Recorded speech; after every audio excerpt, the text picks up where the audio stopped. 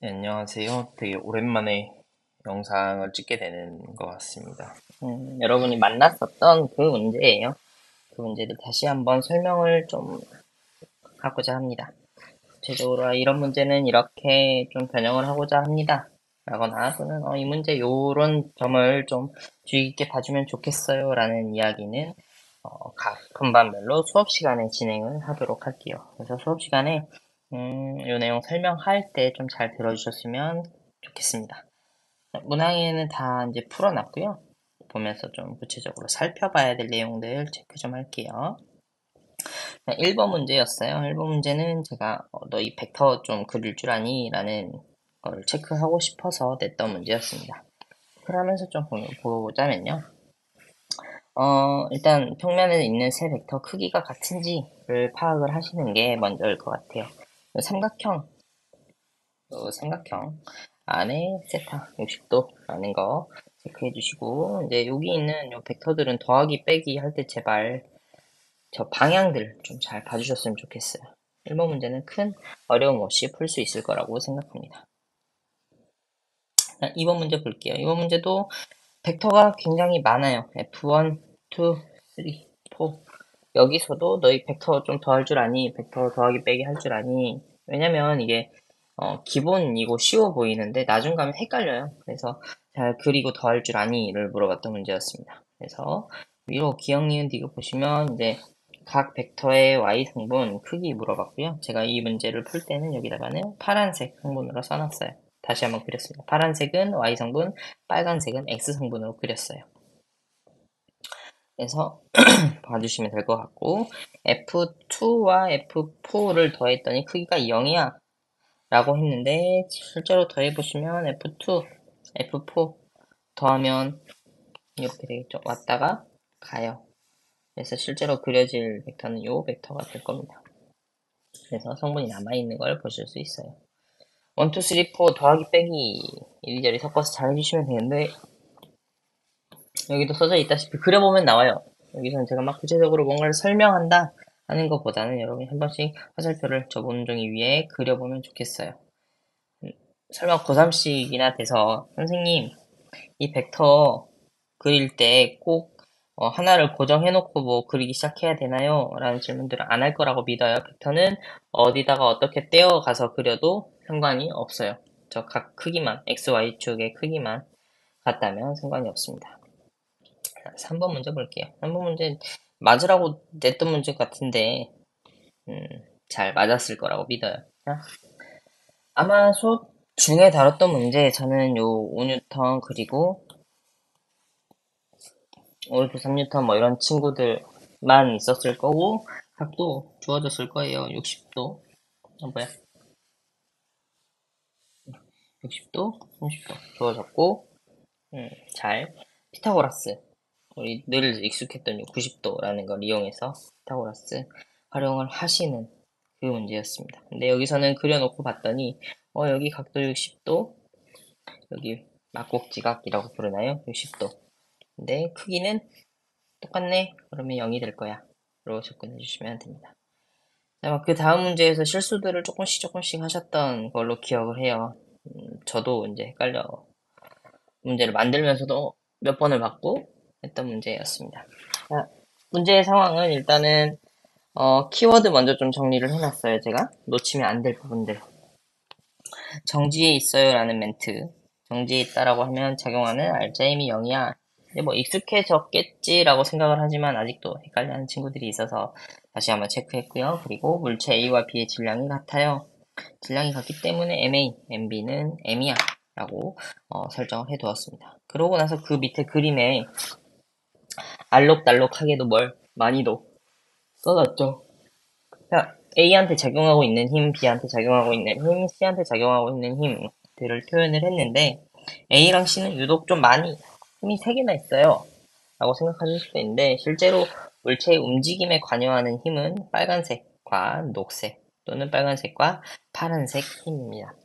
주황색으로 표시된 힘은 빗면이 물체를 떠받치는 힘, 조금 더 있어 보이게 말하려면 수직항력이 돼요. 그래서 그 힘들을 쭉 봤어요. 봤던 이유는 아래에서 물어보는 게 다 저 내용이었거든요. 일단 질량 같은 경우는 C가 B보다 큰지를 물어봤어요. 그걸 알려면 얘가 정지에 있어요 하는 요 조건을 활용을 해줬으면 싶어서 썼던 내용입니다. 위에 있는 것처럼 제가 써놨던 것처럼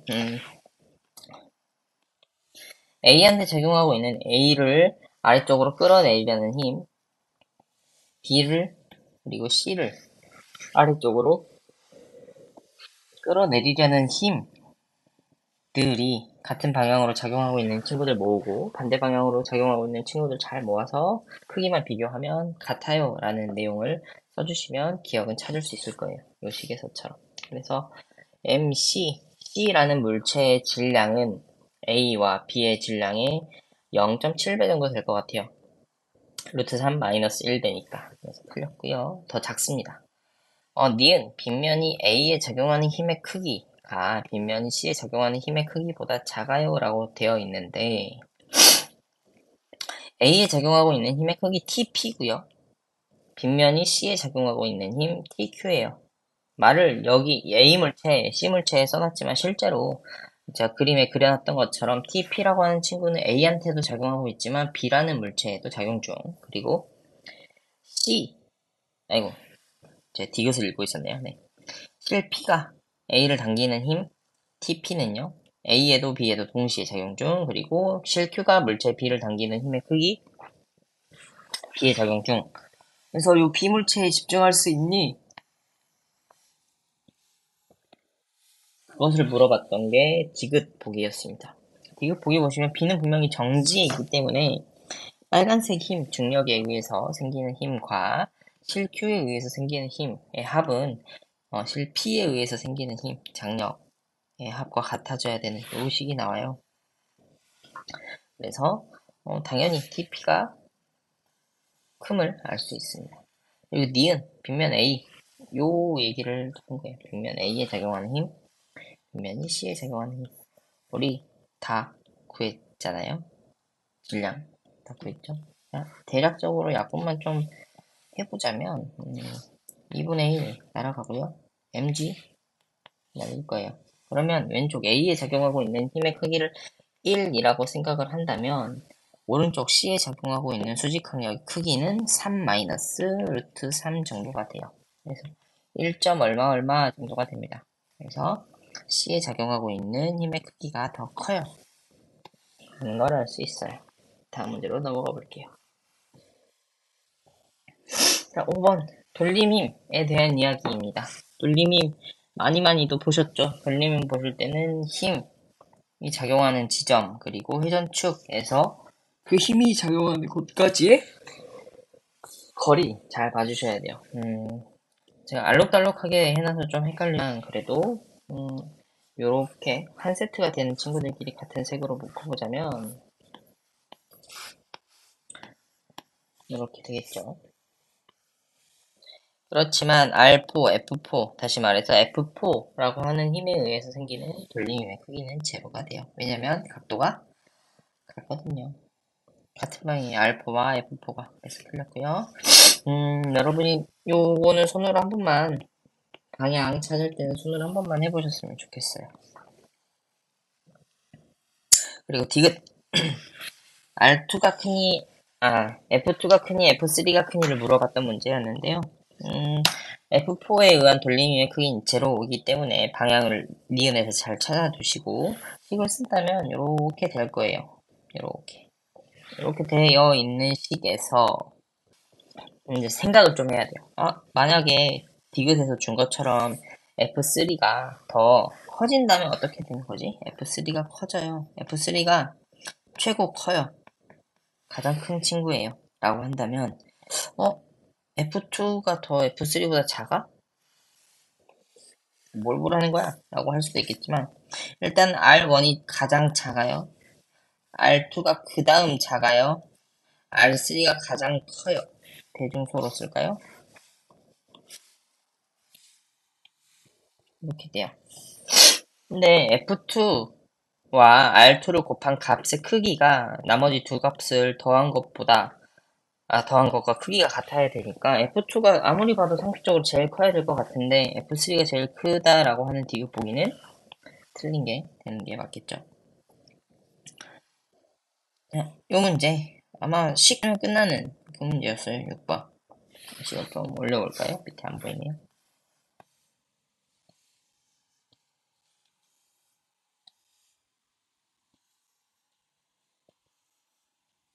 이제 뭐 무기 파트를 하는 친구들이 늘 하는 질문이에요. 쌤이랑 풀면 또는 학교에서 풀면 괜찮은 것 같은데 집에서 혼자는 안 돼요. 라고 할 수 있는 부분도 이제 이런 부분에서 시작하겠죠. 자, 일단은 정지에 있다라는 키워드 그리고 좀 잘 체크해 주세요. 질량이 얼마인지 뭐 그림에 잘 표시가 되어 있지만 가끔은 문제에만 조금 더 강조가 되어 있는 경우들이 있어요. 뭐 실이 물체에 적용하는 힘이라던가 이런 애들은 문제에만 좀 더 체크가 되어 있는 경우가 많습니다. 그래서 조금은 문제를 잘 읽어주셨으면 좋겠어요. 문제에 있는 내용을 제가 그림에 잘 표시를 해놨어요. 저는 바지를 받치는 그 지점을 축으로 잡았습니다. 그러고 나서 식을 세웠어요. 그리고 축에서부터 떨어진 거리, 힘이 작용하는 방향 고려해서 돌리기의 방향을 찾았더니 이렇게 돼요.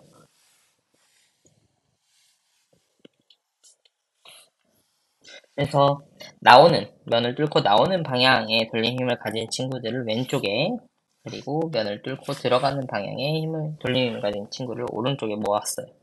얘를 전개하면 답이 띡 나오는 정리하면 끝나는 문제였습니다. 한번 계산은 직접 해보시면 좋겠어요. 자, 오른쪽으로 올라갈게요. 얘는 이제 방금과 같은 문제를 기억, 니은, 디귿 형태로 풀어보겠니? 라는 문제였습니다. 일단 기억에서는 지금 상황에 대한 분석을 해줘 라는 질문이었어요. 실이 지금 막대를 당기는 힘의 크기는 어떻게 되니? 였어요. 지금 실이 막대를 당기는 힘을 T라고 했고요. 이것저것 다 아까처럼 똑같이 풀었어요. 일단 식은 일단 처음에 요거 하나 그리고 요거 하나 요렇게가 나와요. 식은 두 개가 나옵니다. 그래서 정리를 쫙쫙쫙쫙 해 가다 보면 장력의 크기 우리가 기억에서 구해야 되는 거 나올 거고요. 그리고 혹시 모르니까 받침대가 막대를 당기는 힘의 크기도 좀 체크해 놓자 라는 생각을 했었던 것 같아요. 그리고 기억이 많다라는 내용 확인하고 니은 받침대를 회전축으로 할 때 실이 끊어지면 다시 말해서 장력이 사라지면 이라는 말이에요. 장력이 사라지면 이쪽에 대한 건 다 사라져요. 그리고 나서 남는 건 얘랑 얘만 남아요. 어느 쪽이 더 무거워요? 그죠? 오른쪽. 물체가 놓여있는 쪽이 무거워요. 그래서 그림에 있는 것처럼 이 방향으로 이렇게 회전을 하게 될 거예요. 저 방향이 무슨 방향인지도 모르시면 안 되겠죠? 우리 고3이에요. 디귿 받침대를 막대 무게중심 쪽으로 가져갈수록 예, 여기는 뭐 실을 끊었다 이런 말은 없으니까 실이 달려있는 상황을 가정하고요. 보셔야 돼요. 자, 그래서 아까 써놓았던 그 식을 좀 다시 볼게요. 요 식. 받침대를 무게 쪽으로 가져갈 거예요. 지금 보라색으로 써져 있는 거 본다는 거예요. 요렇게 가져가게 되면요. 요렇게 가져가게 되면 축에서 실까지 거리는 감소해요. 그리고 축에서 질량 중심까지 거리도 감소합니다. 그래서 수식을 썼을 때 왼쪽에 있는 값들은 어떻게 돼요? 감소해요. 그리고 오른쪽 축에서부터 이렇게 물체가 떨어져 있는 물체가 놓여 있는 거리까지는 증가해요. 근데 여기 t 앞에 붙을 상수는 감소하겠죠. 그렇지만 t의 반대쪽에 써지는 값은 증가할 거예요. 그러다 보니까 t 같은 경우는 앞으로 증가하게 되는 상황이 만들어집니다. 그래서 t것은 낮게 돼요. 이 문제 잘 이제 그림에 표시하고 문제에서 있는 내용 놓치지만 않으면 될 것 같습니다. 식은 뭐 세워질 수 있는 식은 뻔하겠죠. 뻔해요. 아마 이거 쓸 거예요. 요거 짜라라라. 빼야지.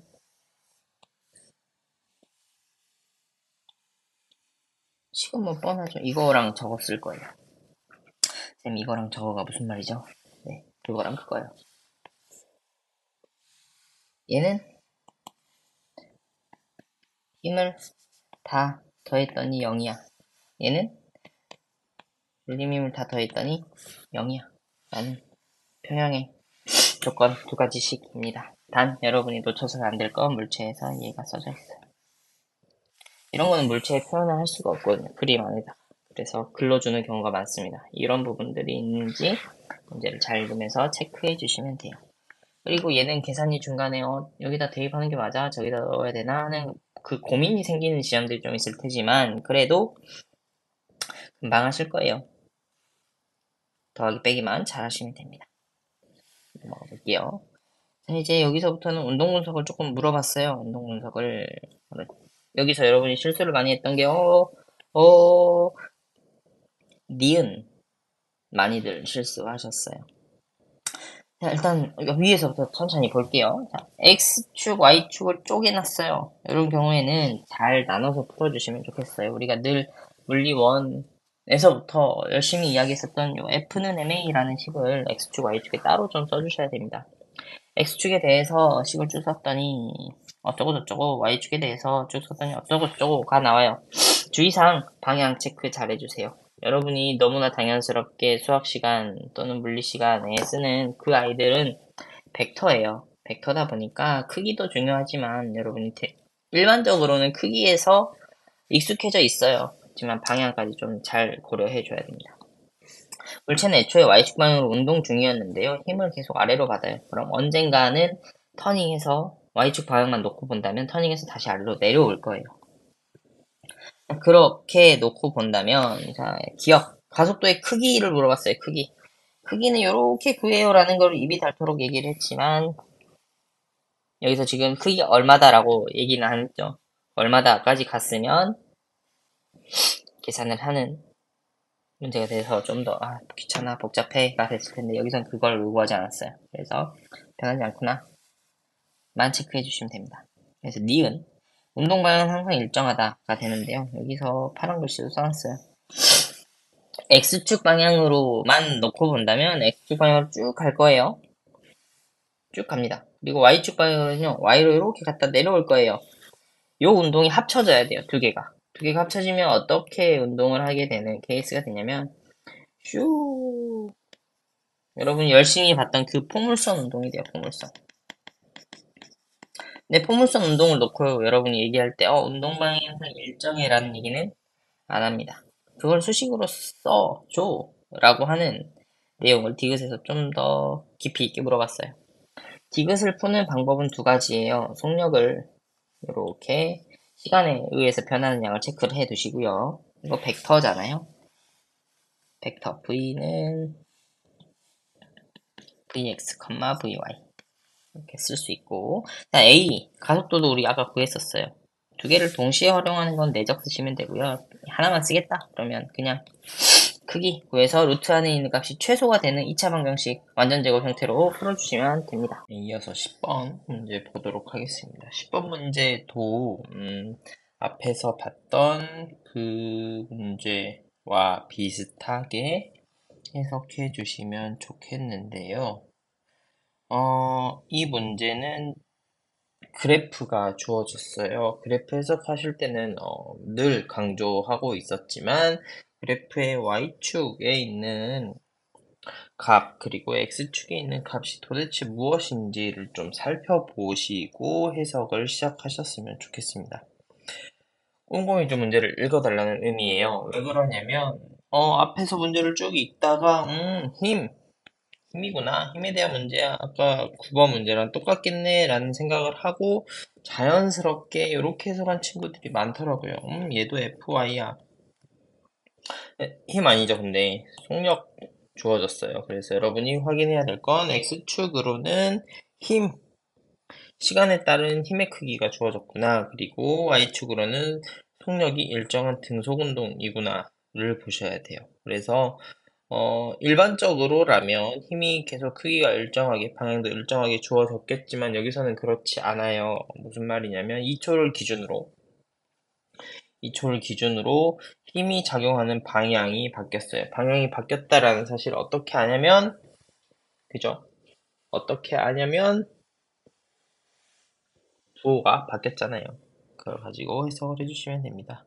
쪼라라락 해석하실 때 여러분이 체크해야 될 거는 물체의 질량, 얘도 좀 한번 체크해 주셨으면 좋겠어요. 그래서 제가 쭉 여러분이 천천히 보면 알 텐데 요 멘트만 좀 한 번 더 다시 읽어보셨으면 좋겠습니다. Y축에서 가장 멀리 위치한 순간 이라는 요 말은 수업 중에도 이거 잘 읽고 생각해 보셔야 돼요 라고 했었어요. Y축에서 가장 멀다 라고 하는 말은 X좌표가 오른쪽 또는 왼쪽으로 가장 멀리 가 있을 때예요. Y축의 값, 다시 말해서 Y좌표가 최대인 곳이 아니고 X좌표가 최대인 곳을 의미를 합니다. 아래에 있는 내용들은 쭉 해석하시면 금방 나올 문제예요. 그래프가 주어지고 그림과 함께 주어져서 문제의 부피가 크지만 내용이 어렵진 않았을 문제였습니다. 문제 잘 읽으시고요. 그리고 오른쪽으로 좀 갈게요. 오른쪽은 물리 통합과학 이런 데서 늘상 봤었던 문제지만 그래도 아직도 헷갈리고 귀찮고 해석하기 어려운 문제라고 인식하는 친구들이 좀 있는 것 같아서 데려왔어요. 식은 크게 두 가지로 이렇게 써보았어요. A라는 친구랑 B라는 친구. 문제를 한번 쭉 읽어보시면 그림에 있는 내용을 설명을 해놨고요. 그리고 여기서의 특징이라고 하면 뭐냐면 여기서는 구체적인 수치로 다 구할 수 있게끔 값들을 줬다는 거예요. 무슨 말? 30도잖아요? 30도, 코사인이 아닌 이상은 사인 30도를 쓰는 경우라면 다 값을 다 구할 수 있는 그런 느낌의 그림들이 그려지게 돼요. 그래서 훨씬 수월해요, 문제 풀기가. 문자를 많이 써야 될 필요가 없거든요. 무슨 말이냐면 여기 한번 썼던 식을 변환해 놓은 요 식들을 보시면 요 식들 보시면 훨씬 더 간결하게 값들이 대입이 되죠. 주어진 숫자들이 많다 보니까 뭐 미지의 문자들이 많이 없어요. 그래서 직접 따다닥 구할 수 있습니다. 그래서 여기서는 저 등가속도 운동이라는 거, 두 물체가 같은 빗면에 있다. 그렇다면 두 물체에 적용하고 있는 가속도는 똑같구나. 근데 그걸 여기서는 계산할 수 있구나. 내가 문자로 뭐 A라고 두지 않아도 되는구나. 확인하고 식을 정리하면 시간은 바로 나오고요. 그리고 밑에 파랗게 표시해 놓은 속력 바로 계산해서 나오는 값입니다. 근데 여기서 말하는 V를 구하실 때는 편하게 여러분이 알고 있는 모든 내용을 사용하셔도 돼요. 상대속도 쓰셔도 되고요. 이것저것 에너지 보정 쓰셔도 되고 다 돼요. 다 됩니다. 편하게 아무거나 쓰시면 돼요. 물론 물체의 질량 없어도 에너지 보존으로 갈 수도 있죠. 13번 문제 아마 배점을 조금 제가 이거 과한 거 아닌가 고민했던 문제긴 한데요. 그래도 문자를 이리저리 잘 조합할 수 있으면 금방금방 풀었을 것 같아요. 빨간 글씨는 A에 대한 소식들 쫙 정리를 한 거고요. 파란 글씨는 B에 대한 소식들을 정리를 해 둔 내용입니다. 여기서 키워드가 될 부분은 얘예요. 수평 A랑 B랑 이제 연결이 되는 지점이 되거든요. 수평 방향으로 이동한 거리가 똑같구나. 단 문제는 조금 잘 읽어주셔야 돼요. A가 던져진 후에 B가 던져져요. 그리고 도착을 동시에 합니다. A가 운동하는 시간과 B가 운동하는 시간은 달라요. 걸린 시간은 다르지만 동시에 도착을 했어요. 를 체크를 해주셔야 돼요. 그래서 TA, TB 다르지만 이동한 날아온 거리는 똑같다. 넣고 계산을 해주시면 돼요. 그리고 헷갈렸을 만한 부분은 여기 있어요. R에 도달하는 순간 물체 A의 속력이 3 루트 GH라고 하는 게 요거거든요, 요거. 그래서 Y 방향에 대한 거 VA, 수평 속도랑 수직 속도를 좀 봐주셔야 되고, 똑같은 행동을 B에 대해서도 해주셔야 돼요. 그 부분이 조금 까다로우셨을 겁니다. 그 부분만 잘 찾았다면 문제는 큰 어려움 없이 풀었을 것 같아요. 넘어갈게요. 14번입니다. 14번, 문제 상황이 너무 복잡하게 꼬일까봐 사실은 여러분이랑 수업 시간에 했던 문제를 구해야 되는 결과는 똑같이 둔 채로 중간 그림을 좀 바꾸어 보았어요. 여러분이 그래, 문제 상황이 이런 거구나. 내가 저번에 한번 풀어봤던 거네. 라고 인식을 하겠지라는 기대로 저는 사실 낸 거거든요. 근데 다시 한번 또 느끼게 된 문제였습니다. 그림이 바뀌면 새로운 문제다. 조금 매번 늘 신선하게 생각하고 있어요. 그림을 바꿔놓으면 처음 보는 문제네 라고 생각을 해요. 그 부분 전혀 그렇지 않다는 거 좀 이해해 주시면 좋겠고, 이제 문제 해석을 해볼게요. 물체 A는요, 운동을 시작한 후에 ET가 지나면 Q라는 점을 지나요. Q는 여기 있어요. 그리고 B라고 하는 친구는 저 반대쪽으로 갑니다. R을 지나요. R은 여기 있어요. A는 이렇게 위로 운동을 하고요. Q는 아래로 운동을 합니다. 그래서 어쩌고저쩌고 써져 있어요. 근데 물어봤던 거는 V예요. 근데 제가 이걸 풀 수 있게끔 해놨던 건 요 힌트였습니다.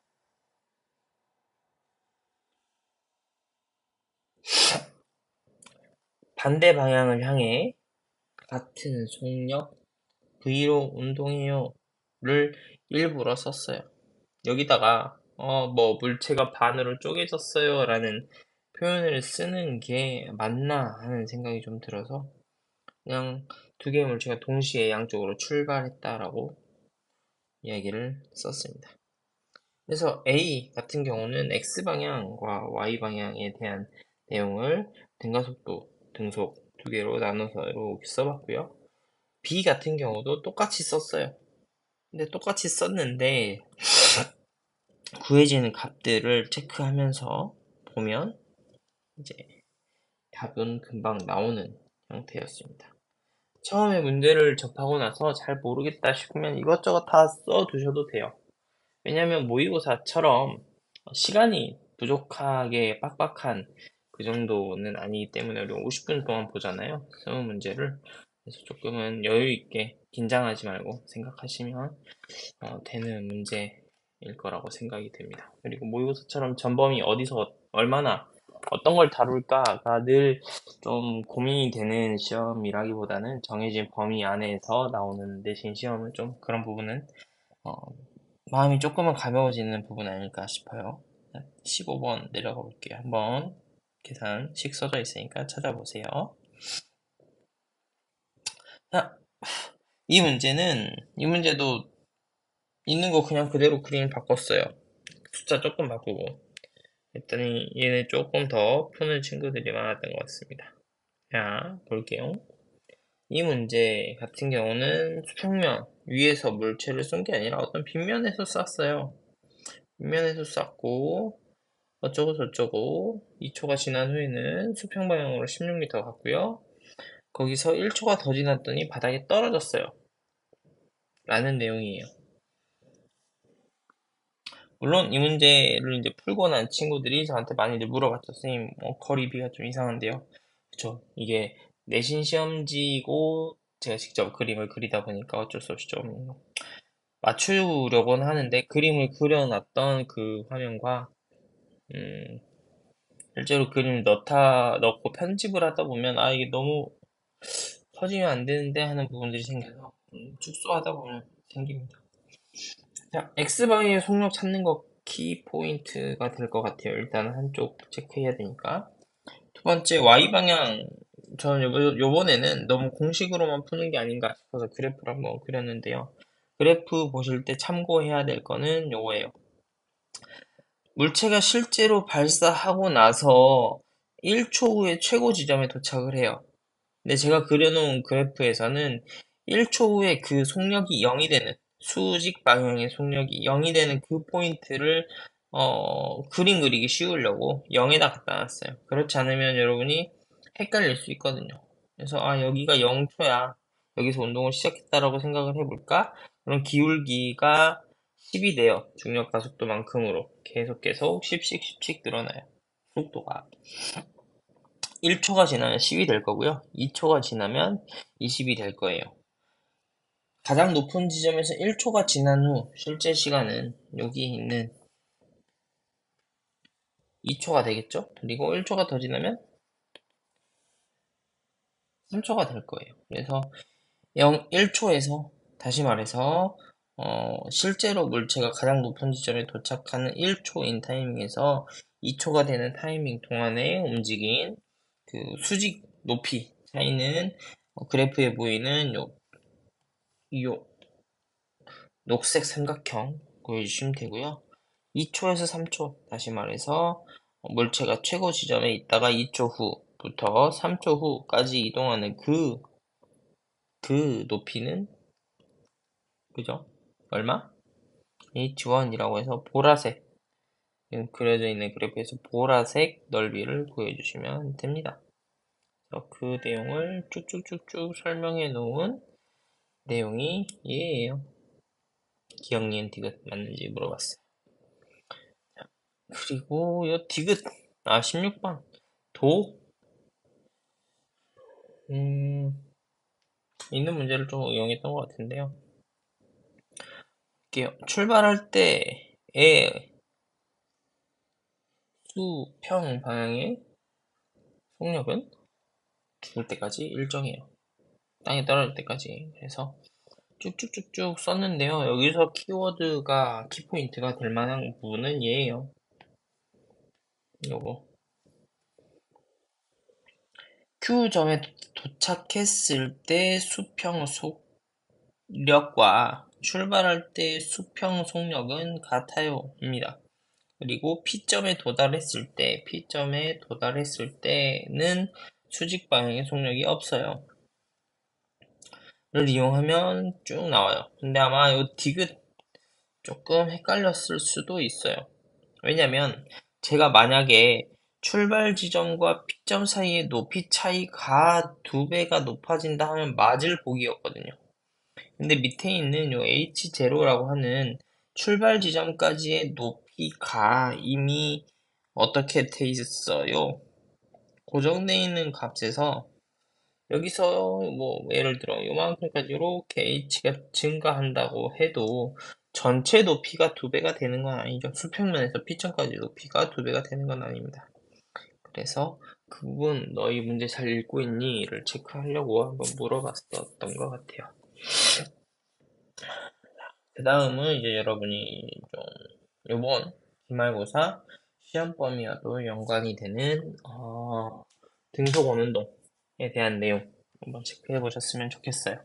문제에 이건 진짜 맞으라고 17번 주면서 그래 설마 여기 써져 있는데 일정한 속력이라고 이것도 설마 모르진 않겠지라는 생각을 어마어마하게 했어요. 근데 의외로 또 틀린 친구들은 늘 있죠. 요번엔 실수 안 하셨으면 좋겠어요. 그리고 한 바퀴 도는 데에 대한 내용만 물어봤어요. 한 바퀴 딱 돌아서 다시 제자리로 왔을 때예요. 그래서 변이 같은 경우는 여기서 출발했다라고 하면 다시 여기로 와요. 이동 거리는 쭉쭉쭉쭉쭉쭉쭉쭉쭉쭉쭉쭉 돌아서 제자리로 오겠지만 변이는 0입니다. 그래서 기억은 변이는 이동거리가 크다. 0보다 작을 수 있는 이동거리는 없어요. 니은 문제에 써져 있었던 거였고요. 디귿 가속도의 크기는 일정해요. 문제는 뭐예요? 방향이죠. 가속도의 방향은 늘 이렇게 원의 중심을 가리켜요. 원의 중심을 가리키나 크기는 일정합니다. 방향은 계속 변해요. 이런 내용을 이제 심화해서 뒤에서 좀 물어봤던 것 같습니다. 자, 등속 원운동하고 있는 물체고요. 빙글빙글 돌고 있어요. 물체의 질량은 4kg, 물체의 반지름은 2m래요. 우리 한 바퀴 돌면 360도 움직여요. 좀 더 유식해 보이려면 이렇게도 표현합니다. 2파이라고. 2파이 움직이는데 4초가 걸려요. 왜냐면 72도는 360에 5분의 1이거든요. 근데 그 5분의 1만큼을 도는데 5분의 4초가 걸린대요. 그럼 한 바퀴 도는 데는 4초가 걸릴 거예요. 주기 체크 한번 해주시고, 그 다음에 기억, 니은, 디귿 보기에서 물어보는 게 속력, 가속도, 구심력을 물어봤어요. 우리가 알고 있는 건 뭐예요? 주기 지금 알고 있는 것 같고, 그 다음에 반지름, 질량, 반지름, 주기, 질량, 이런 거 알고 있어요. 알고 있으면 이제 다 구할 수 있을 것 같은 느낌이 들어요. 속력 먼저 구해놓고 쭈루룩 넣으면 답은 나올 것 같습니다. 체크 한번 해보시면 좋겠어요. 저 시계 그대로 넣으면 되거든요. 넘어갈게요. 19번. 아마 요 문제는 니은 때문에 저도 답을 잘못 입력해가지고 입력해놓고도 실수했던 부분인 것 같습니다. 아마 다른 거는 다들 금방금방 찾을 수 있을 것 같은데요. 요 그림이 어떻게 그려지는지, 왜 저 그림인지를 체크하려면 여러분이 요 가속도 크기를 구할 수 있으셔야 될 것 같아요. 무슨 말이냐면,